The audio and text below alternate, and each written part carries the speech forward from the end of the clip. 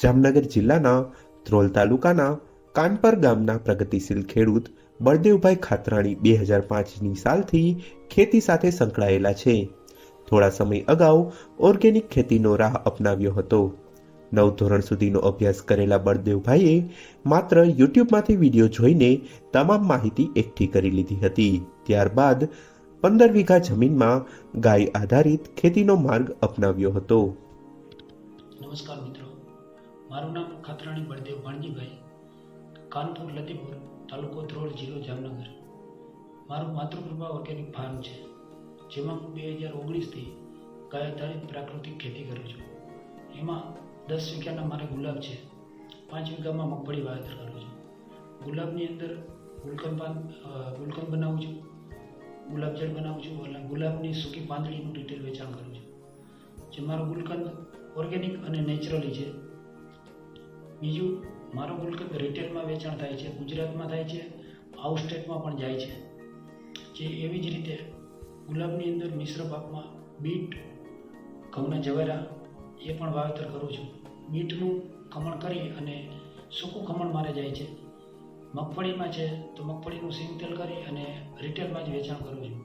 તો એમાં સારો એવો મને પ્રોફિટ ગાળો મળી રહે છે. ત્યારબાદ માતૃકૃપા ઓર્ગેનિક ફાર્મના ઘઉં, જવાર અને ગુલાબનું ઉત્પાદન કર્યું હતું. જે ઘઉંમાંથી જવાર માત્ર 2 વખત પિયત બાદ તૈયાર થાય છે અને તેની 170 રૂપિયા પ્રતિ કિલોએ વેચાણ કરવામાં આવે છે.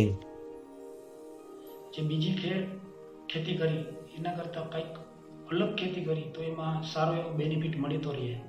એના અનુસંધાને આજ મને નવસારી યુનિવર્સિટીમાં society of extension education best innovative farmers award મળેલો, જે ડૉક્ટર કેપી બારિયા સાહેબ જામનગર કૃષિ વિજ્ઞાન કેન્દ્ર તથા જૂનાગઢ કૃષિ યુનિવર્સિટીના અનુસંધાને મને નવસારી આવવાનો એક લાવો મળ્યો. તે બદલ આપ બધાનો ખૂબ ખૂબ આભાર અને હું ખૂબ ખુશ છું. તો દરેક ખેડૂત મિત્રોને એટલું તો ચોક્કસ કહીશ, આપ પ્રાકૃતિક ખેતી કરો, ગાય આધારિત ખેતી કરો.